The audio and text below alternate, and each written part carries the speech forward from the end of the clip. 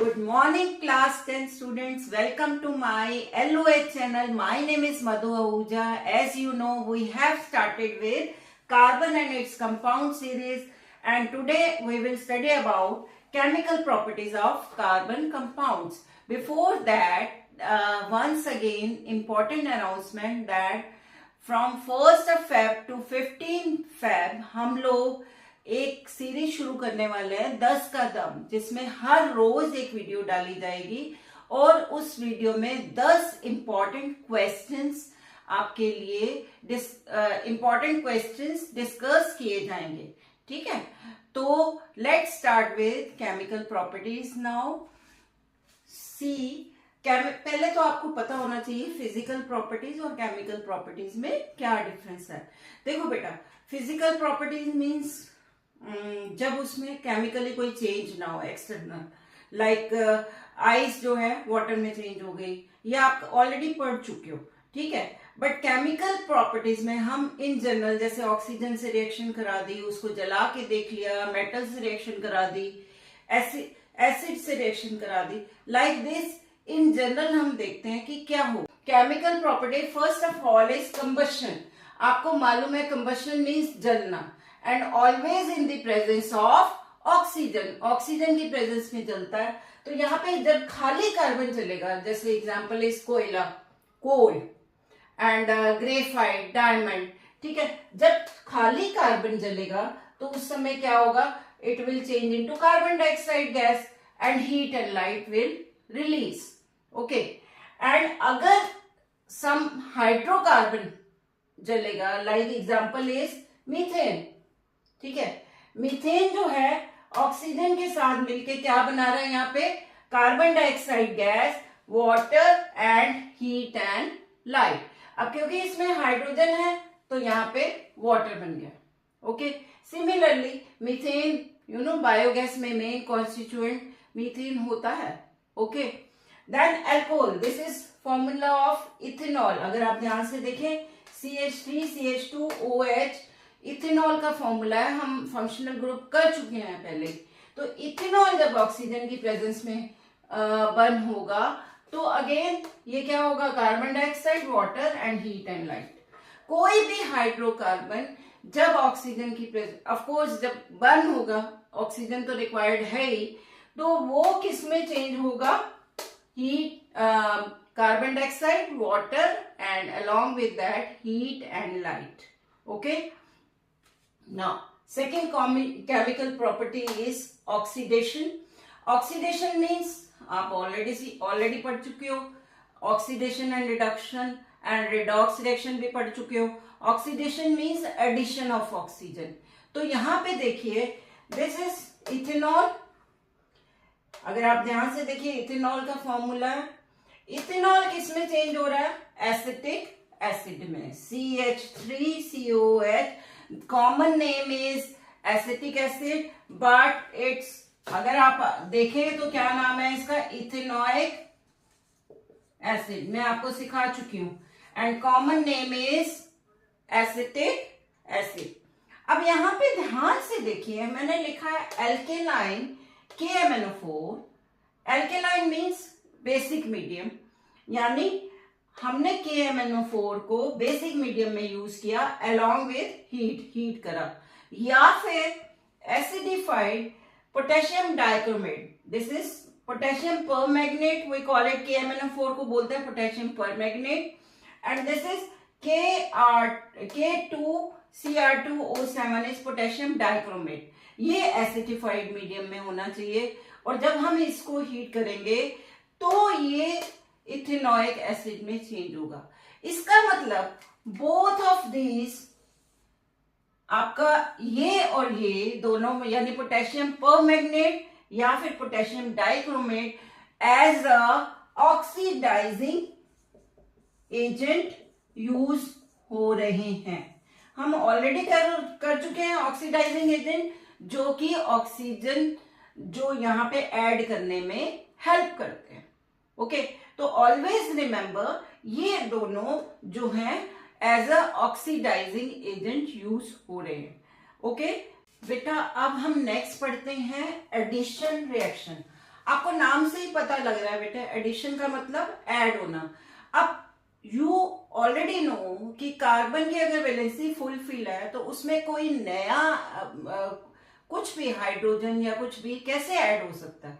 तो उसके लिए दिस, अगर हम डबल बॉन्ड वाला या ट्रिपल बॉन्ड वाला लेंगे तो नेचुरली बॉन्ड जब टूटेगा उस समय क्या ये पॉसिबल होगा? यस, ये बॉन्ड टूटेगा तो वैलेंसी दोनों तरफ खाली होगी। ठीक है, दोनों तरफ वैलेंसी खाली होगी तो आपका साथ में हाइड्रोजन लग जाएगा।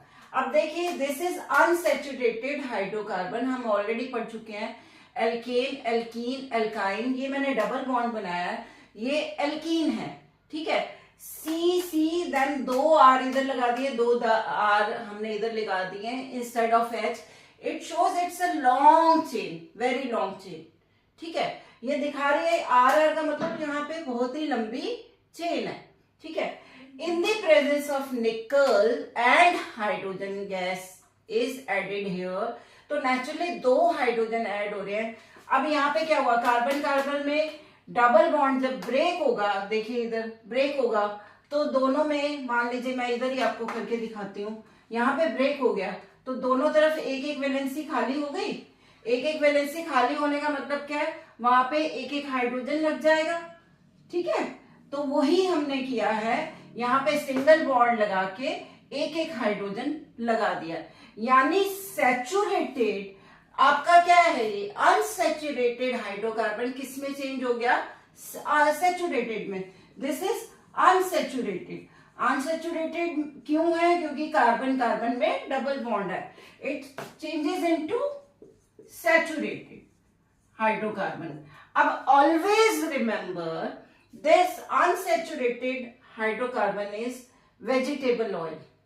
ठीक है, एंड ये लॉन्ग चेन है बेटा, long chain of unsaturated hydrocarbon is vegetable oil. And जब ये सैचुरेटेड में चेंज हो जाएगा तो it will change into vegetable ghee, vanaspati ghee जिसको बोलते हैं आप। और इसका बेटे कमर्शियली बहुत इंपॉर्टेंस है और ये आपसे पूछा जा सकता है कि किस काम आता है कमर्शियली। कमर्शियली क्या है, एडिशन रिएक्शन का एग्जांपल कि अनसैचुरेटेड हाइड्रोकार्बन यानी vegetable oil is going to change into vanaspati ghee, vegetable ghee. Okay, and important thing यहाँ पे एक और जो पूछी जाती है, निकल किस काम आ रहा है। निकल इज यूज्ड एज कैटलिस्ट। हम ऑलरेडी आप प्रीवियस क्लासेस में कर चुके हो व्हाट इज कैटलिस्ट। कैटलिस्ट का मतलब होता है कि जो रिएक्शन की स्पीड को कम या ज्यादा करता है पर इटसेल्फ इन्वॉल्व नहीं होता रिएक्शन में। ठीक है, उसको हम कैटलिस्ट कहते हैं, which alter the rate of reaction. Rate of reaction means speed. Which alter the rate of reaction. यहाँ पे निकल जो है इसकी स्पीड को तेज कर रहा है। ठीक है, ये तेज भी कर सकता है, किसी केसेस में कम भी कर सकता है। Which alter the rate of reaction but itself not involved in the reaction. This is important.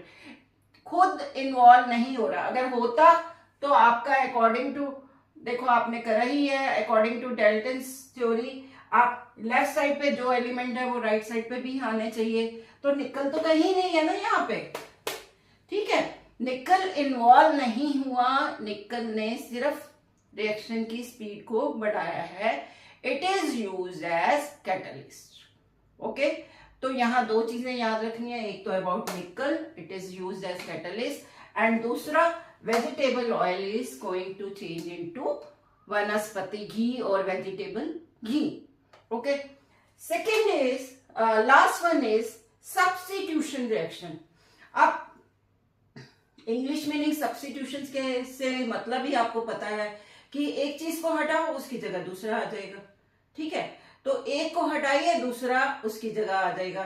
तो यहाँ पे सिंपल है, CH4 मीथेन, इसको जब क्लोरीन के साथ रिएक्शन कराई और देखिए पहले ये क्या था 1 2 3 4 चारों में हाइड्रोजन लगा हुआ है।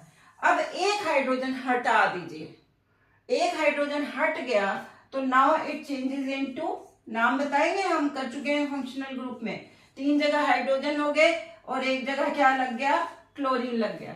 हम फंक्शनल ग्रुप में कर चुके हैं। क्या है इसका नाम? Yes, chloromethane. It's chloromethane. एक हाइड्रोजन हटा और उसकी जगह क्लोरीन लग गया और साथ में क्या बना, HCl। ठीक है, तो ये हो गई आपकी सब्स्टिट्यूशन रिएक्शन। इसके साथ ही हमारे केमिकल प्रॉपर्टीज खत्म हो जाती हैं। Now let's start with ethanol. बेटा, one thing more, this is part not 11, this is part 12। ठीक है, ओके बेटा, by this we have completed chemical properties of carbon compounds. In next class we will study about properties of ethanol and ethanoic acid. If you like my video, please like, share and subscribe. Bye.